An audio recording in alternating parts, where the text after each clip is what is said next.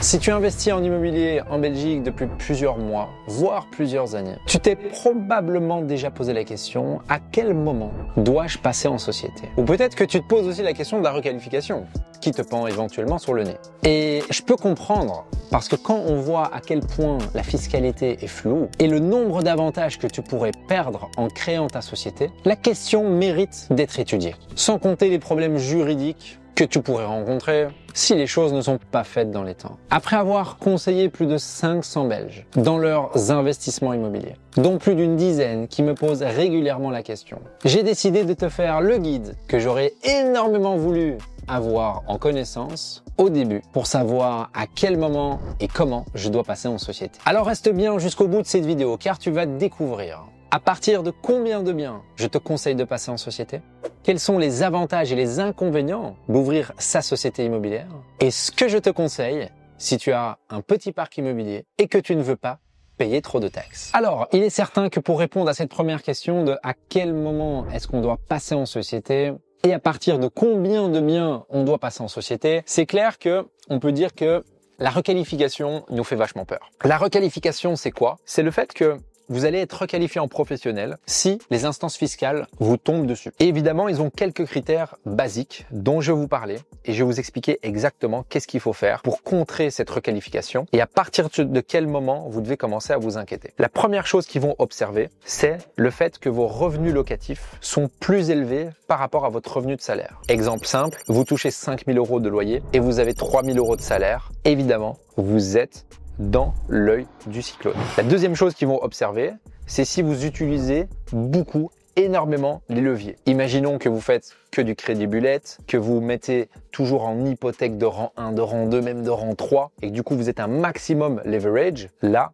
également, vous êtes dedans. La troisième chose qu'ils vont observer, c'est si vous avez des compétences particulières en immobilier, comme si vous étiez agent immobilier, expert immobilier ou autre personne qui gravite dans le milieu de l'immobilier, qui pourrait nous faire dire « Ah ben oui, il a de la compétence spécifique, c'est un professionnel ». Donc le moment à partir duquel je vous conseille de passer en société, c'est à partir du moment où vous êtes un peu dans ces 3 cas de figure. Mais je dirais que le plus important, c'est dès que vos revenus locatifs dépassent vos revenus de salaire. Donc en général, concrètement, pour arriver à être au-dessus de votre salaire, en général, si on a 2 000, 3 000 € de revenus, ça fait 3, 4, 5 unités dépendant de la taille, dépendant des projets, dépendant des localisations. Alors, quels sont les avantages et les inconvénients d'ouvrir sa société immobilière? Le premier avantage, c'est justement de ne plus être dans l'œil du cyclone de la requalification. Ce que je vous conseille largement de faire, c'est qu'à partir du moment où vos revenus locatifs dépassent vos revenus de salaire, c'est que vous montez une société immobilière dans laquelle vous continuez d'investir. Il est intéressant évidemment d'investir en personne privée car on n'a pas de taxation sur les revenus locatifs, là où la société immobilière a une taxation qui est l'impôt des sociétés qui aujourd'hui, à l'heure où je vous parle, est de 25%. Donc il est intéressant d'avoir un petit parc immobilier privé qui vous permet d'avoir quelques revenus locatifs nets d'impôts. Et puis, pour ne pas être dans la requalification, passer en société pour faire patte blanche, en fait, au niveau des instances fiscales. Et leur dire, écoutez, oui, j'ai investi dans quelques biens en privé, mais aujourd'hui, je continue d'investir en société, je paye mes impôts, je fais ce qu'il faut. Alors, je dois vous avouer une chose, je connais des investisseurs qui ont une dizaine, vingtaine, trentaine de biens en privé, ils sont jamais encore à l'heure actuelle fait rattraper. Par contre, je peux vous promettre que le jeu n'en vaut pas la chandelle parce qu'ils peuvent revenir jusqu'à 10 ans en arrière. Ça veut dire que vous allez avoir 10 ans de taxation sur vos revenus locatifs, 10 ans de cotisation et peut-être même de TVA à payer. Vous imaginez ? C'est énormément d'argent, ce qui pourrait littéralement vous mettre sur la paille. L'avantage également en société, c'est le fait et la capacité à pouvoir beaucoup plus enchaîner. Pourquoi est-ce qu'on est bloqué en privé sur la capacité d'enchaîner les acquisitions? C'est le fait que la Banque nationale nous stoppe, nous dit « Hey, Coco, va pas trop vite !» parce qu'ils n'ont pas envie qu'il se passe ce qui s'est passé en 2008 aux États-Unis. Par contre, en société, on peut financer des biens tous les jours, à partir du moment où on a les leviers suffisants pour continuellement investir. Un autre avantage en société, c'est évidemment toute la partie déduction. Donc on va pouvoir déduire des travaux, déduire des amortissements, on va pouvoir déduire le matériel, les ameublements qu'on achète, etc. Ce qui va faire qu'on diminue la base imposable de la société. Au niveau des inconvénients principaux, je dirais que il y en a 2. Le premier, c'est évidemment la taxation, qu'on n'a pas en privé. On est évidemment imposé, mais si vous gérez bien et que vous êtes sans cesse dans l'acquisition, en général, vos amortissements et vos frais sont toujours plus élevés par rapport à vos revenus locatifs. Donc en général, vous avez une imposition qui sera quasi nulle, voire très faible dans les premières années. Le deuxième inconvénient, je dirais que c'est un petit peu plus compliqué de se faire financer en société, dans le sens où ça demande une autre méthodologie.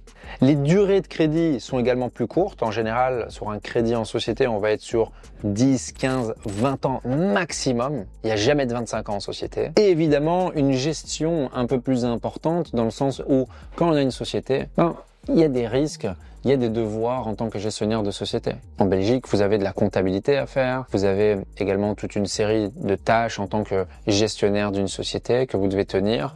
Donc vous devez être une personne relativement responsable. En parlant de compétences en immobilier, je t'ai préparé un document de 36 pages récapitulatif dans lequel je te partage exactement la même méthode que j'ai utilisée pour générer mes premiers 10 000 euros de loyer. En plus de cela, je t'ai préparé une vidéo gratuite dans laquelle je te partage comment j'ai bâti mon parc immobilier qui vaut aujourd'hui plus de 6 millions d'euros. Pour récupérer le document et la vidéo qui est complètement gratuit, tu peux cliquer sur le premier lien qui se trouve dans la description. Alors, qu'est-ce que je te conseille ? Si aujourd'hui tu as encore un petit patrimoine immobilier, pour pas te faire trop taxer. Ce que je te conseille concrètement, si tu as un parc immobilier qui dépasse pas tes revenus de salaire, c'est que tu continues à acheter en privé. Va vraiment jusqu'à la limite de ce que tu peux faire. Et ensuite, passe en société. Mais écoute bien ça. Ce que tu vas devoir faire en société, c'est bien acheter en locatif. Pourquoi ? Parce que si tu achètes en locatif, comme je le disais précédemment, tes revenus locatifs ne pourront jamais contrer tes amortissements et tes charges déductibles, ce qui te permettra de rester comptablement en négatif. Et du coup, faire comme en privé au final. Avoir des revenus locatifs et ne pas avoir d'imposition dessus. Alors évidemment, en société, tu vas devoir utiliser des mécanismes pour sortir cet argent. Donc quoi qu'il arrive, il va quand même y avoir une petite imposition, mais tu vas pouvoir diminuer ça un maximum avec la reprise de dividendes par exemple, ou éventuellement des avantages en nature, ce qui pourrait être relativement intéressant, comme par exemple payer tous tes frais, voiture, gaz, électricité, certes, d'un bureau éventuel ou une partie de ton logement si tu travailles au logement, et par contre de garder ton argent net pour tout le reste. Mais tu vas pouvoir réaliser des déductions si tu as de l'argent qui est dans cette société.